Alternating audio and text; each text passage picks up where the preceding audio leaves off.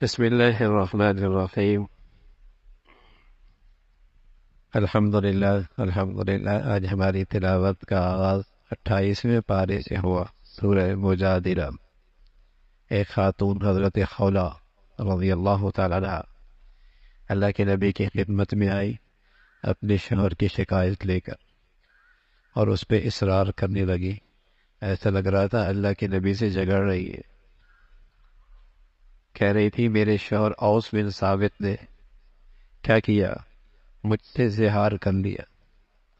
زمانہ جاہلیت میں یہ الفاظ استعمال ہوتے تھے، تم میری ماں کی پشت کی طرح ہو۔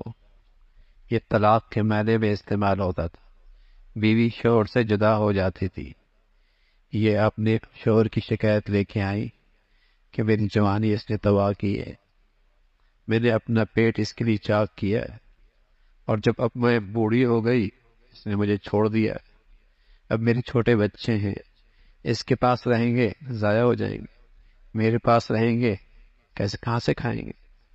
کچھ ایسے اصرار سے کہہ رہی تھی تو اللہ رب العزت فرماتا، عائشہ فرماتی ہے میں قریب کے کمرے میں تھی، وہ ساری باتیں میں بھی سن نہیں پائی، لیکن اللہ نے کہہ دیا قد سمیع اللہ، میں نے سن لیا، میں نے اس عورت کی باتیں سن لی ہے، اور آسمان سے حکم آ گیا۔ یہ میاں بیوی پھر زندگی گزار سکتے ہیں، اس غلطی پر توبہ کریں، یہ واقعی ایک گناہ ہے، لیکن کفارہ دے دیں گے، ازواجی زندگی بحال ہو جائے، ازواجی رشتہ بحال ہوگا۔ کفارہ دے دے، ایک غلام کو آزاد کر لیں، نہ ہو تو 60 مسکینوں کو کھانا کھلائیں، نہیں ہو تو پھر 60 دن کے روزے رکھیں۔ یہ کفارہ ادا کر دیا، ازواجی رشتہ باقی رہے گا۔ اس کا تذکرہ فرمایا، اللہ کی بڑائی، اس کا تعریف، اور پھر فرمایا تم کہیں بھی سرگوشیاں کرتے ہو، 3 یا 4، 2 یا 1 یا کوئی بھی، جتنے بھی، خیال رکھنا اللہ بھی موجود، اللہ بھی موجود، کوئی ہو نہ ہو اللہ تو ہے، اللہ تو موجود ہے۔ اسی کا تذکرہ فرمایا، یہودی اللہ کے نبی کو پریشان کرنے کے لیے مختلف بہانے میں سرگوشیاں کیا کرتے تھے، اس کی مذمت فرمائی، مجلس کے آداب بتائے، کوئی آئے تو وسعت پیدا کرو، اس کے لیے گنجائش پیدا کرو، اس کا تذکرہ فرمایا۔ پھر فرمایا جو اللہ کے ذکر سے محروم ہوتے ہیں وہ شیطان کے زیر اثر رہتے ہیں، وہ شیطان کی جماعت، اور ایمان والے جن کے دلوں میں واقعی ایمان ہو وہ کبھی کفار سے دلی دوستی نہیں رکھتے، وہ کفار سے اور کسی کافر سے دلی محبت اور دلی دوستی نہیں رکھتے، چاہے ان کے اپنے ہی کیوں نہ ہو، باپ ہی کیوں نہ ہو، اولاد ہی کیوں نہ ہو۔ اگر کافر ہے تو وہاں رشتوں کی بنیاد نسبی اور خونی نہیں، رشتوں کی بنیاد اسلام ہے، اسلام رشتوں کی بنیاد ہے۔ اگر وہ نہیں ہے تو ان کا کوئی تعلق نہیں۔ پھر اللہ رب العزت نے فرمایا یہ لوگ ہیں جن کے دلوں کے اندر ایمان لکھا جا چکا ہے، ان کی تصدیق کی جاتی ہے، اور ان سے یہ اللہ کی جماعت ہے، یہ اللہ کی جماعت ہے، اور اللہ ان سے راضی ہے، اس کا تذکرہ فرمایا۔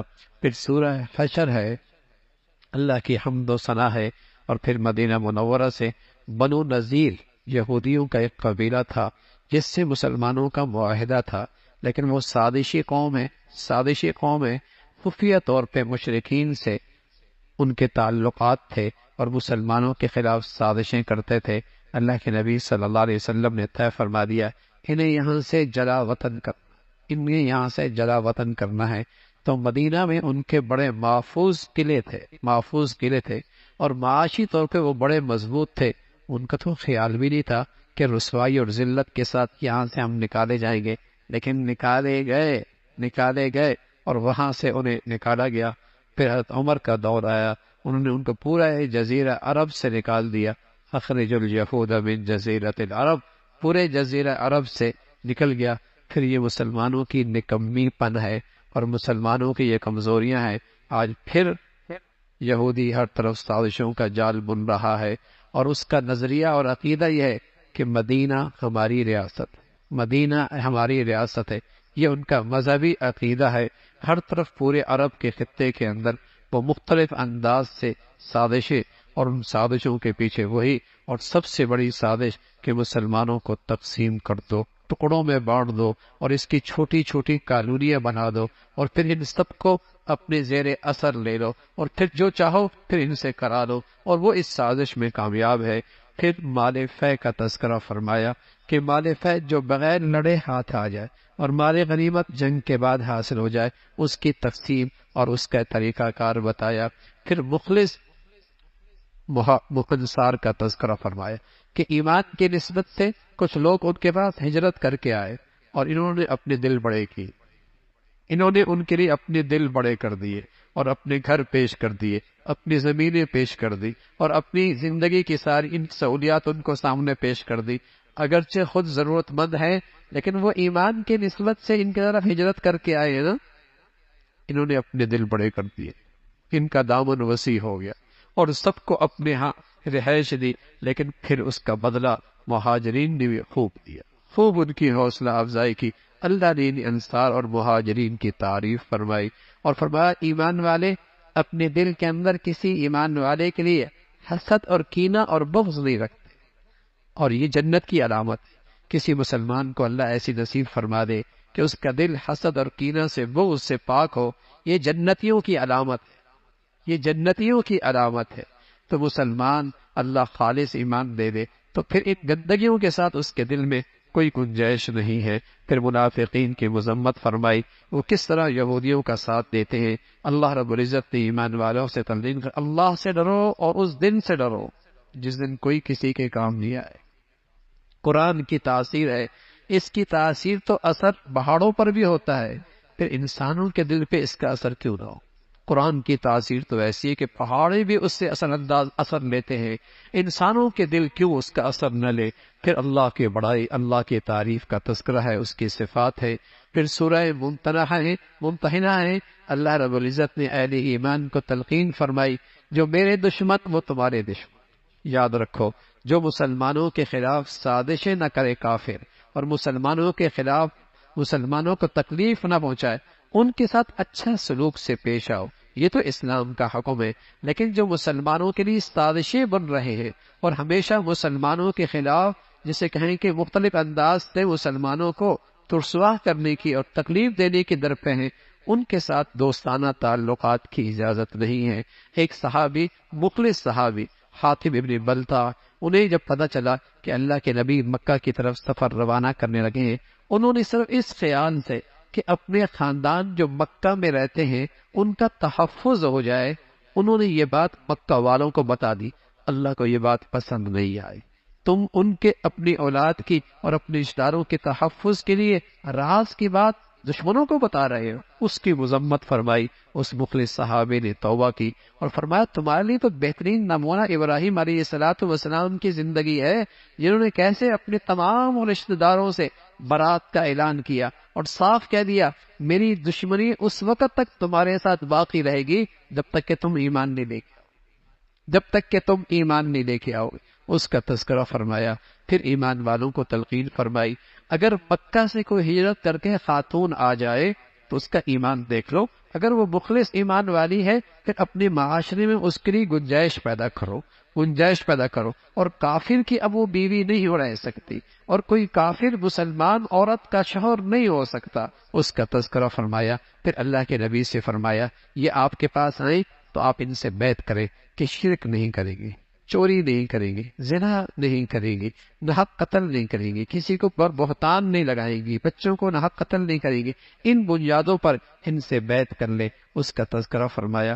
پھر سورہ صف ہے، اللہ کی راہ میں جہاد فی سبیل اللہ میں صف کی مضبوطی کے ساتھ دشمن کا مقابلہ کرنا، اس کی تعریف ہے۔ اور پھر اللہ کے نبی کا جو انجیل میں تذکرہ ہے کہ آپ اللہ کے نبی ہیں، انجیل جو آپ سے پہلے نازل ہونے والی کتاب ہے اس میں احمد کا تذکرہ، پھر فرمایا اس میں اس نبی کے پاس ایک دین ہوگا اور وہ دین ساری دنیا پہ غالب آئے گا، چاہے کافر پسند کرے نہ کرے، چاہے مشرک کے لیے وہ بات کتنی ناگوار کیوں نہ ہو، اللہ نے یہ فیصلہ کر رکھا ہے۔ ایمان والوں سے کہا تم اللہ کے ساتھ تجارت کرو اور ایسی تجارت جس میں گھاٹا اور نقصان کوئی نہیں، تم جان مال کی قربانی دو، اللہ رب العزت تمہارے اس کے بدلے میں بہترین تمہارے لیے اللہ رب العزت نے زندگی رکھی ہے، اور وہ زندگی قابل رشک ہے، اور مساکن طیبہ فی جنات عدن، ہمیشہ کے محلات ہیں وہ، اور یہ بڑی کامیابی کی بات، یہ بڑی کامیابی کی بات ہے۔ اور عیسیٰ علیہ الصلوۃ والسلام نے اپنے حواریوں سے کہا اللہ کے دین کی حفاظت اشاعت میں کون میرا ساتھ دے گا؟ حواریوں نے اپنے پیغمبر کا ساتھ دیا، اللہ نے انہیں غالب کیا۔ ایمان والو تم بھی اپنی پیغمبر کے دین کا ساتھ دینا، اللہ تمہیں بھی غلبہ عطا فرمائیں گے۔ پھر سورہ جمعہ کا تذکرہ ہے، اللہ کی حمد و ثنا ہے، اور فرمایا کہ گدھے پہ کتابیں ہوں تو گدھا اس سے کوئی فائدہ نہیں اٹھاتا۔ ایسے یہودی بھی کتاب ان کے پاس بھی تھی تورات، لیکن اس آسمانی کے کتاب کے فیض سے یہ محروم تھے، یہ آسمانی کتاب کے فیض سے محروم تھے۔ یہ ایسی ان کی کتابیں تھی مکتب جیسے گدھے کے اوپر کتابیں رکھی ہوں، کوئی فائدہ آسمانی کتاب کا ان کا نہیں ہوا۔ اس کا تذکرہ فرمایا، پھر فرمایا کہ جمعے کا وقت اس کی اپنی فضیلت ہے، جمعے کے وقت میں اذان ہو جائے تو لین دین بے و شراب سب حرام، سب ناجائز ہے۔ نماز پہلے پڑھو، اس کا اہتمام پہلے کرو، پھر اس کے بعد تجارت کرو، پھر اس کے بعد تجارت کرو، اللہ تمہارے تجارت میں برکت عطا فرمائے۔ لیکن جمعے کی فضیلت اس کا اہتمام کرو، اور اس عظیم دن کی نہ قدری نہ کرو، اس کا تذکرہ فرمایا۔ اور پھر سورہ منافقون کا تذکرہ ہے، منافق آپ کے پاس جھوٹی زبانوں کے ساتھ آپ کی رسالت کی گواہی دیتے تھے، اللہ کی وحدانیت کی بات کرتے تھے، اللہ کہتے جھوٹے ہیں، جھوٹے زبان کے کچھ اور ہیں، اندر کے کالے اور سیاہ ہیں، اندر کے کالے اور سیاہ ہیں، زبان کے یہ بول ہیں۔ اور پھر ان منافقین کا کفر نفاق کھل کے سامنے آیا۔ ایک موقع پہ حضور علیہ الصلوۃ والسلام اور آپ کے ساتھیوں کے بارے میں کہنے لگے یہ لوگ مدینہ میں آ گئے، ٹھہرنے لگے، ہم ان ذلیل لوگوں کو یہاں سے نکال دیں گے۔ اللہ رب العزت نے جواب دیا عزت اللہ کی، اللہ کے رسول کی، اہل ایمان کی، ان منافقوں کو کیا پتا، ان منافقین کو کیا پتا ہے۔ پھر ایمان والوں کو تلقین فرمائی، ایمان والوں تمہیں تمہاری مال و دولت کہیں اللہ کیسے غافل نہ کر دے، اور اللہ کی تعمیری حکم سے تمہیں کہیں محروم نہ کر دے، خرچ کرو اللہ کے راستے میں اس سے پہلے کہ موت آ جائے۔ اور پھر جب موت آتی ہے تو انسان حسرت کرتا ہے، اے اللہ مہلت دے دے بڑا نیک بن جاؤں گا اور بڑا صدقہ کروں گا، مہلت دے دے نیک بن جاؤں گا بڑا صدقہ کروں گا، لیکن وہ حسرتیں میری حسرتیں رہ جائیں گی۔ پھر سورہ تغابن کا تذکرہ ہے، اللہ کی بڑائی، اللہ کی عظمت۔ تغابن اللہ کے عذاب کا ایک نام ہے، نیک لوگوں کے لیے جنت میں ٹھکانہ ہے، اور بدی کی زندگی گزارنے والے اور اس پہ مرنے والے ان کے لیے بہت بری جگہ ہے۔ پھر فرمایا جو بھی مصیبت آتی ہے اللہ کے حکم کے بغیر تو نہیں آتی، خیال رکھنا مال و دولت ایک آزمائش ہے، مال و دولت آزمائش ہے، اس میں اگر کامیابی چاہتے ہو تو اس میں اللہ کے حکم کی تعمیل کیا کرو، اور اولاد کی تربیت کی فکر کیا کرو۔ اللہ کو جو قرض حسنہ دے گا اللہ کئی گنا بڑھا کے واپس عطا فرمائیں گے۔ اس کا تذکرہ پھر سورہ طلاق کا تذکرہ ہے، اور خاص طور پہ طلاق، اور پھر اس کی عدت، اور پھر دودھ پیتے بچے اس کی ذمہ داری کس کے سپرد ہے اور اس کا خرچہ کس کے ذمہ ہے، اس کا تذکرہ فرمایا۔ طلاق 3 دینا حرام ہے، حرام، لیکن 3 طلاقیں حرام ضرور ہیں لیکن طلاق ہو جاتی، جیسے بکری کا گلا دبا کر اس کو مار دیا، حرام ہے نا، مر تو جائے گی نا بھائی، مر تو جائے گی نا، صحیح طریقہ کیا ہے اس کو صحیح طریقے سے ذبح کرو۔ لیکن اگر آپ نے حرام طریقے سے اسے مار دیا، گلا دبا دیا، تو مر تو پھر بھی جائے گی بھائی، 3 طلاقیں دے دیں گے بیوی تو پھر بھی ہاتھ سے چلی جائے گی، اگرچہ حرام طریقے سے گئی۔ صحیح طریقہ کیا تھا؟ 1 طلاق دیتے، چھوڑ دیتے، اس کی 3 ماہواریاں ہوتی، خود بخود وہ بیوی نہ رہتی، اور تمہارے پاس گنجائش باقی تھی، کسی وقت ندامت، شرمندگی، ازواجی تعلق نکاح کے بعد قائم ہو سکتا۔ لیکن اگر 3 دے دی اور پھر حرام کیا تو بیوی بھی گئی، گناہ بھی ہوا۔ اس کا تذکرہ فرمایا کوئی بھی مشکل اور کوئی بھی پریشانی کا حل تقویٰ ہے، اللہ تقوی کی زندگی سے مشکلیں آسان فرما دیتا ہے، مشکلیں آسان فرما دیتا ہے، اور اللہ اس کی معاش کی ضرورت وہاں سے کرتے ہیں کہ تمہارے وہم و گمان کے اندر بھی نہیں ہوتی۔ ہر مشکل کی آسانی تقوی اور تقوی کے اور پرہیزگاری کی زندگی، نیکی کی زندگی نہیں بتائی، تقوی کی زندگی بتائی۔ آج مسلمان نیکیاں کرتا ہے، تقوی اختیار نہیں کرتا، اس لیے مشکلات کا شکار ہے۔ نیکیاں کرتا ہے، گناہ بھی پہاڑوں جیسے کرتا ہے، نیکیاں بھی ویسی لیکن گناہ بھی ویسی، اس لیے نیکیوں کی ساری تاثیر ختم ہو جاتی ہے۔ اس لیے فرمایا اگر زندگی کی مشکلات سے نجات پانا چاہتے ہو گناہوں سے پرہیز کرو، مشکلیں آسان ہو جائے گی، معاش کا مسئلہ عزت سے اللہ آسان فرمائیں گے، اس کا تذکرہ فرمایا۔ پھر اللہ کے نبی کو تلقین فرمائی، حرام قرار دینے کا اختیار تو اللہ کے پاس ہے، حلال کیا ہے حرام کیا ہے اس کا اختیار تو اللہ کے پاس ہے۔ گھر کی بات گھر والوں نے کسی اور کو بتا دی، اس پر تنبیہ فرمائی، نبی کی راز کی بات کو پھیلاؤ نہیں۔ کہ تمام ایمان والوں کو تلقین فرمائی، گھر والوں کی دینی تربیت اور دینی تعلیم گھر کے ذمہ دار پہ فرض ہے، فرض۔ صرف اپنا دیندار بننا کافی نہیں، گھر کی اہلیہ اور گھر کی بیوی اور گھر کے بچے، ان کی دینی تربیت مسلمانوں پہ فرض ہے۔ پہلی درسگاہ ہی اجڑ گئی تو معاشرہ کیسے بنے گا؟ پہلی درسگاہ ہی اجڑ کے رہ گئی تو معاشرہ کیسے بنے گا؟ معاشرے کی پہلی اکائی تو گھر ہے نا بھائی، اور جب گھر ہی کا ادارہ اور گھر ہی کے درسگاہ اور گھر ہی کی تربیت گاہ اجڑ گئی ہے تو پھر معاشرہ کیسے اچھا ہو سکتا؟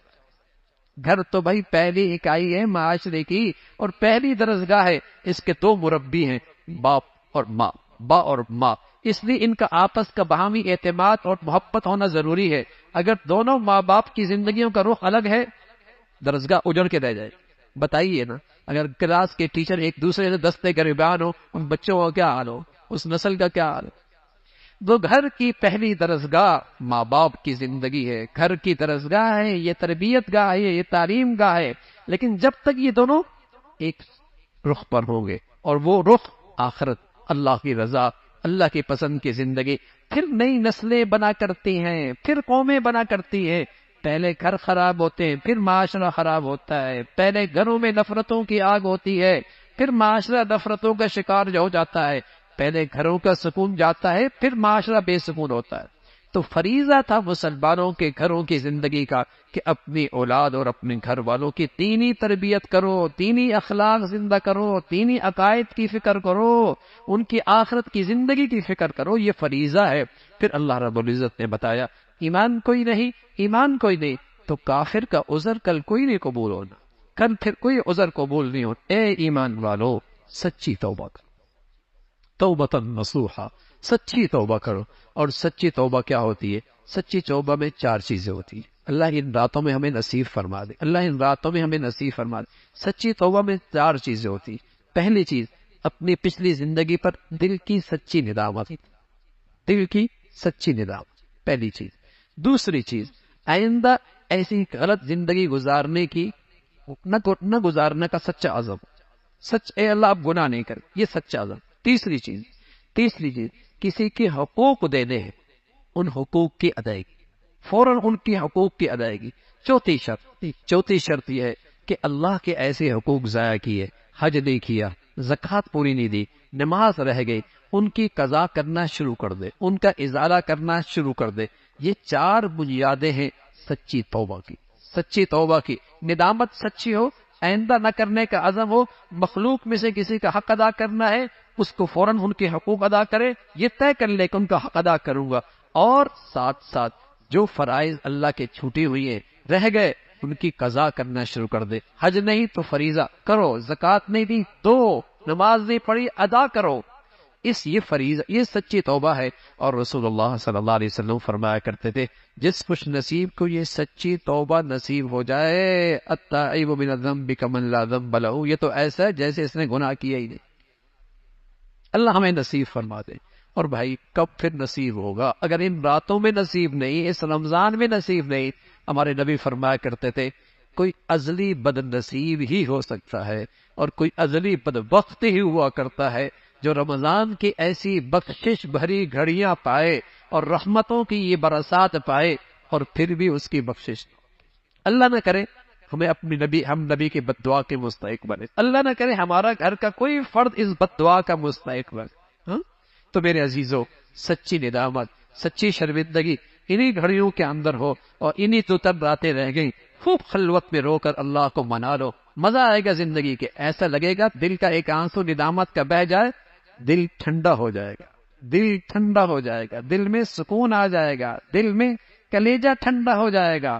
توبہ کی، سبحان اللہ، توبہ ایسی عظیم شان عبادت ہے، زندگی کی تیز ترین سواری کو آپ تصور کرو، لیکن توبہ ان سب سے تیز رفتار سواری ہے جو بندے کو اللہ کے بہت قریب کر دیتی۔ جو بندے کو اللہ کے بہت قریب، اس سے تیز سواری کوئی نہیں، توبہ سے پڑھ کر تیز سواری کوئی نہیں، جو تیزی کے ساتھ اللہ کے قریب بندے کو کر دیتی ہے۔ کہاں کہاں راندہ درگاہ تھا، کہاں ندامت کا آنسو پڑا اور ندامت اور شرمندگی کی، اللہ کے قرب کا اعلیٰ درجہ، اللہ کے قرب کا اعلیٰ درجہ ملا۔ تو میرے عزیزو، ضائع نہ کرنا ان گھڑیوں کو، ان ضروری گھڑیوں کو ضائع نہ کرنا۔ کون جیتا ہے اگلے سال بھائی؟ کتنے آپ کے پیارے جاننے والے ہیں جو پچھلے سال تھے اور آج زمین پر موجود نہیں؟ کون جیتا ہے؟ عمر فرمایا کرتے تھے، لوگ کہتے ہیں فلاں مر گیا، فلاں مر گیا، فلاں مر گیا، ایک دن دنیا کہے گی عمر بھی مر گئے۔ ہمارے بارے میں بھی دنیا یہی کہے گی نا بھائی، یہ بھی چلا گیا۔